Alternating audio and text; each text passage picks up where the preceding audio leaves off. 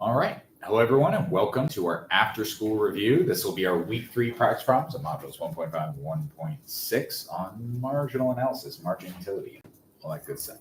So the class already told me the ones we want to cover, and the first one we're going to cover is number 10. Okay, it says which of the following statements is true? So we got to assess them all. Which ones are true? Let's start with this.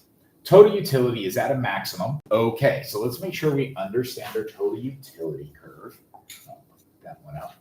Remember our total utility curve, our idea of thinking it is always diminishing, but we can also remember that while it's going to be diminishing, at some point it's going to kind of start falling too. So when total utility is at its maximum, margin utility is rising. No, because we covered that. Actually, we covered it today. The margin utility curve must be 0. I'm drawing my X and Y axes here. It must be 0 when total utility is maximized. That's what it means. If total utility is maximized, there can be no more additional utility, margin utility. So nope, total utility is a maximum, margin utility is 0. No, it says a different number. Total utility is maximum, margin utility is 0. Still not that. If total utility is at its maximum, margin utility is 0. Right answer. Total utility is maximum, and some other words that aren't it. So the next unit compensating cost margin utility to equal 0. No, it is already at 0. The next unit going to here means margin utility would actually be what? Negative. No, not decreasing, negative. Okay. This is the difference. Margin utility is always decreasing. All right, sound good? All right, we'll move on to the next set. All right, the next set starts at number 14. Okay, and at number 14, all right, Austin spends all income on food and shelter. Okay. His budget line is given by the equation. Oh, it's another one like that. F plus 20S equals 100. Oh, that's another one. Okay, so which of the following consumption bubbles part is consumption possibilities? Okay, so find F 20. Oh, man, they're messing me up again. So it's a 4-to-1 ratio, right? So essentially, which one's a 4-to-1 ratio? My gosh, none of them are. These questions. So let's see here.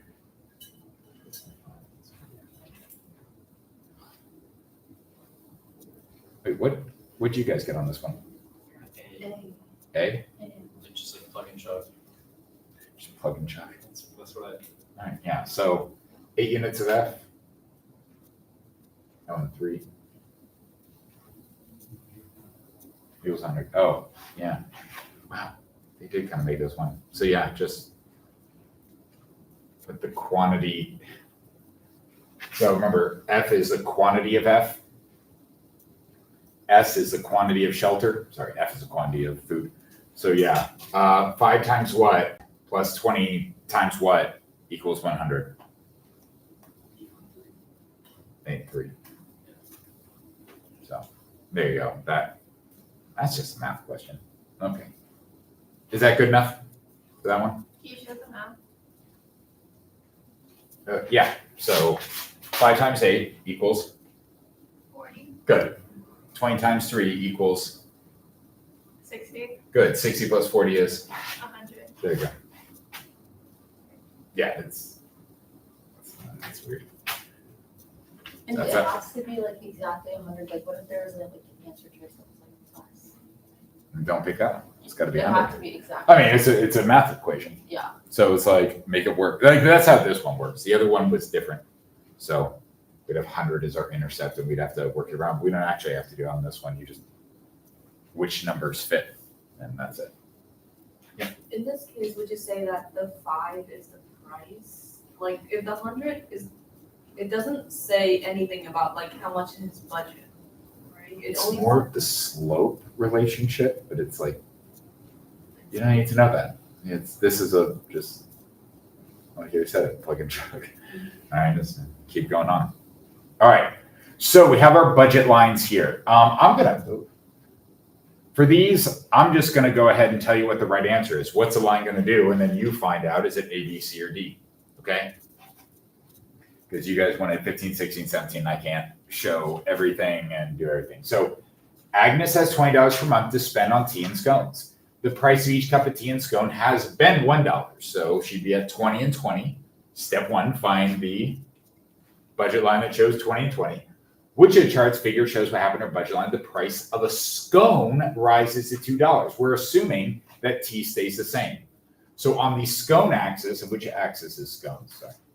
The X. The bottom. Okay, X. So the curve should move inward. Yeah. Like from the bottom horizontal axis inward. So rotate like that. So which one is that? Because I can't see them all. You guys got it? So it's like on these, answer the question, then go find the right answer. Don't go, could it be? Could it be? Could it be? It's like, you should be able to go, it will be a curve that, or one that does this, and then find it. All right, 17. All income, 2 goods, taco. Oh, wait. Oh, wow. 16 was the only one I know. Okay, 17 then. His income is $100. Got it. The price of tacos is $10, so you can buy 10 tacos. Price of milkshakes, $2. So you can buy 50 milkshakes. 10-5 ratio. Put tacos on the horizontal axis. So if we're doing that, we go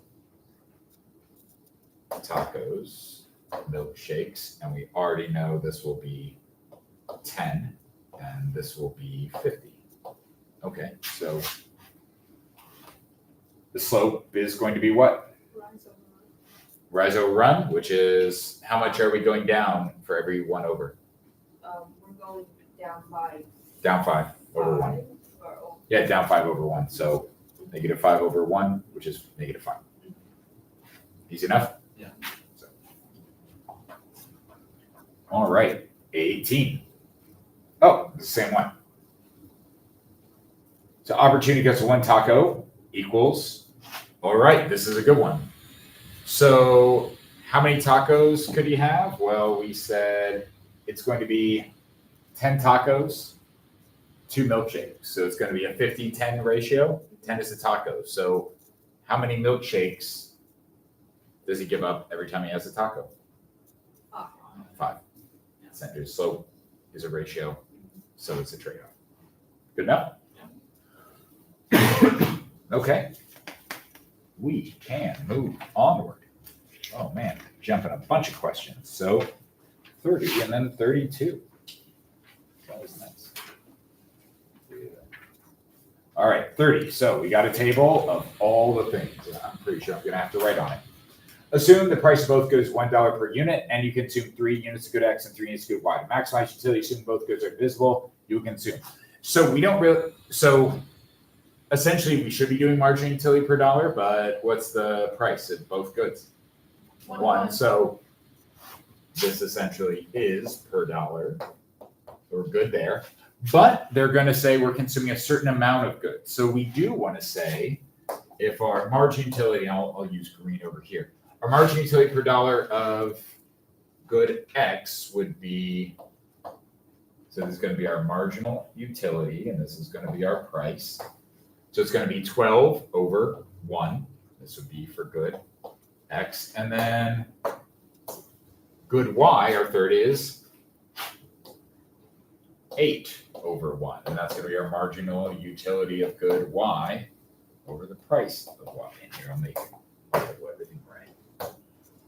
You guys got it? All right. So does that make sense?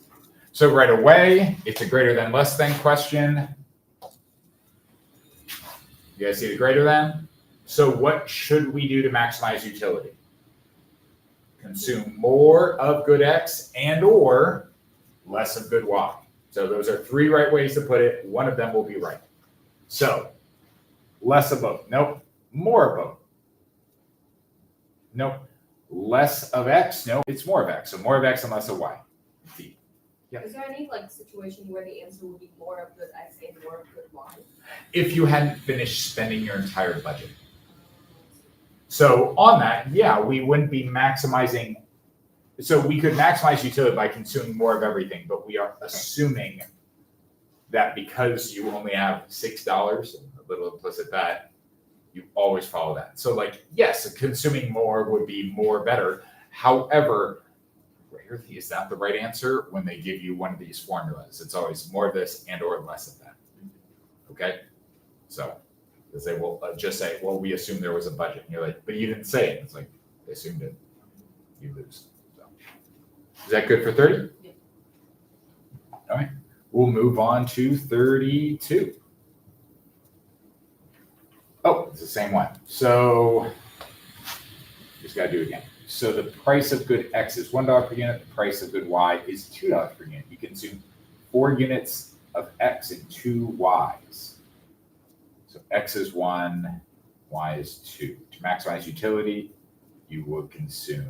So, okay, 4X, 2 Ys. All right, let's go here. So, I'm going to do 4X and 2 Ys. Okay? And the price of an X is 1, right? Yes. So that'll be an 8 over 1. This is for good X. And over here, we're going to do a 10 over 2, because the question said so. You guys got it? That reduces the 5 over 1. So, the same answer as the one before. Or 30. Does that make sense to you guys? More? 2's the price. You got that right. Sorry, I can't read the question. And what's the margin utility of good Y for the second unit? 10. So, Would you consider the marginal utility of good 2 and 4? what is good 2 and good 4? Like, Which good, X or Y? oh, you consume 4 units of good X and 2 units of good Y. Yeah, that's why I'm working on it. So wouldn't you consider the marginal utility of the 5th unit and the 3rd unit instead of the 4 and 2? Because we already consume 4 and 2. All right, so then I'd be doing, oh, you mean like doing that and that? Yeah. That's not how the concept works. The concept will always be, if you're getting more benefit of this, do more of that and or less of the other. So when it said that you consume 4 units of good X, you consider the marginal utility per dollar of the unit number 4? Yeah, of what they give you. Oh, So they said, if you're doing this, what should you do? More of this, less of that. oh. Because this is 8 and 5. Is that good enough? So just like it's a shocking. You'll find out if you just apply what I said. Shockingly right answers instead of like what if. What will happen, like, what should you do if both good have the same marginal utility per dollar, but you still have like budget left? Keep spending. You spend either one. Yeah, then look at the next one too. Yeah, both. It depends. Usually they don't do that just for that reason of like, but you said it was balanced for good. I'm like, true. And if you had extra money, keep spending it for sure. But unless it's negative, however, they rarely do that just because it's a little confusing. Because like I test the concept fine without doing that, right? But if I do that, then I'm just like, yeah, you should always spend all your money. That's not the concept. Is that good enough? Yeah. All right. And we'll keep moving on. We're moving very quickly to number 42. So let's go ahead and do that one. Like that was a harder budget one because there's no way to just plug these in, right? Yeah. All right. So as I was telling you guys before, the letters is the quantity of that good. So G equals the quantity of gasoline. C equals the quantity of clothes. All right. The 100 here is going to represent essentially the y-intercept of G, okay? That's the good we're trying to solve. And the -2 there is the slope. So we know that if we draw this out as a budget line, and we have G and we have C, and we know the intercept here will be 100, and the slope is -2, so we'll go down 2 over 1. Down here we got to have 50 units. Does that make sense? So we know that. We know the price of clothing is $10. So the price of clothing is $10. So let's start off with the total amount of income. Well, that's 10 times 50 if I did all clothing. Well, then that would be 500. So my income is $500. And if my income is $500 and I spent $500 to buy 100 gallons of gasoline, what was the price of each unit of gasoline? $5. There you go. So, voila. Did you go over number 36? Let me go back. Okay, 36, because I've covered it too many times. All right. So we'll go back. This will be our last one then. Okay, 36. So notice how they have two goods, peanut butter and ice cream. They give you margin and utility, and then they talk about price. So what formula should you have probably just written down right away? Margin utility for price. Right. So we're going to want a margin utility, and this is we'll call it peanut butter over the price of peanut butter, and then we're going to use some marginal utility of ice cream over the price of ice cream. Okay? So if we do that, let's set it up. They say that she just had achieved utility maximized solution for consumption in two goods. That means we just had it where they were equal. Okay? So let's go ahead and set this up. What do you think the margin utility for whatever unit of ice cream she had is? Give me a number. 50. 50, sure. So we're doing ice cream, margin utility of some unit is 50. What's the price of an ice cream? $2. Got it. So keep that in mind. It's a 25-to-1 ratio. Now let's go ahead and do it for ice cream. What's the utility of the unit of ice cream? It better be the same ratio. So do your math. You do 25-to-1 or something? We do 100 to 4?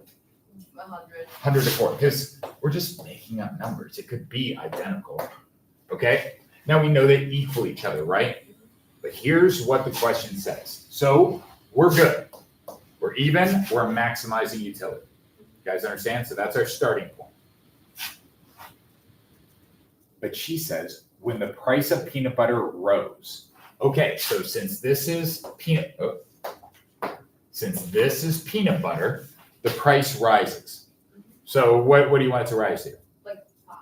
Let's make it 5, just so we don't confuse the 4. So we're going to say, no, you're 5. Well, now we have a 10-to-1 ratio, and this is still 25-to-1, which means that is now true. Okay? Now, if you understand the idea, that means we will consume more More of ice cream. and or less. And or less peanut butter. Got it? So if we know that, here's where everything comes in. So it then says the margin utility of peanut. Okay, so it only wants, the margin utility of peanut butter and ice cream and or ice cream will do this. Okay, ready? If we're consuming more of a good, what happens to margin utility is we consume more units of a good. Isn't it the unit? The margin utility must fall, right? On the flip side, this is what's going to confuse a lot of you guys. What happens to the margin utility of a good is you consume less of it. It's going to increase, because if we go from like the 4th unit and the margin utility is 50, what must the margin utility be of the 2nd unit or 3rd? Well, okay, as you consume more of some, what does the margin utility do? It's gonna be So what does it mean the margin utility of a lower number of units have to be? Higher. So this number must go up. So peanut butter's margin utility must increase as you consume more of it. Or I'm sorry, less of it. And the margin utility of ice cream must decrease as you consume more of it. So if you look at that, margin utility of peanut butter will increase and the margin utility of ice cream will fall. So as she adjusts so that As she adjusts, so they said, and now what? She did something, what happens because of that? So it's not, it's equal, what happens? Oh, she's maximized utility, but they said, and now something has changed. She adjusts, so what must be true? Oh, well, she must have consumed less peanut butter, margin utility increases. She must be consuming more ice cream, margin utility of the more ice cream units decrease. Essentially, if I can find a good table, I think there's one like There's one like right here. It's if we're at, let's call this like, no. Okay. If we're consuming, let's call it 4 and 4, just keep it balanced. If we consume more of this, we're going down to 4 and 0. Got it? As we consume less of this, we're going down to like 8 and 10. Does that make sense? So that's the concept they're displaying. So there's a lot of levels to it. You have to go, okay, we know they're equal, maximize utility. I know what to draw now. Oh, price of one changed. What happened to the equation? Okay, now that that's happened, how will she respond? And then when she responds, do I understand the law of diminishing marginal utility as things increase and decrease? So brilliant question. I love this question because it's like, well, how many steps to it are there? Well, 5. You know, 5 things to answer it right. But break it down into if this, then that, and if that, then this, and if that, then this. Oh, so it's asking for the behavior of the marginal utility after it has decreased in like what will happen over time. Yeah, as she adjusts, so as she buys more ice cream, marginal utility of ice cream falls. As she buys less peanut butter, marginal utility of peanut butter rises. Okay. And question number 40 is also on that like similar principle. I already asked every. Okay, number 40. Last one. Okay.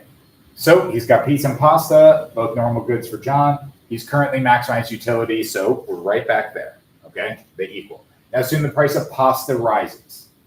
So now the margin utility for pasta has fallen. The margin utility for per dollar of pizza stayed the same. So we should consume more pizza and or less pasta. As we consume more pizza, the margin utility of pizza will decrease and the margin utility of pasta must rise. There you go. Yeah, it's like the same question. All right. Well, that's all of our questions, guys.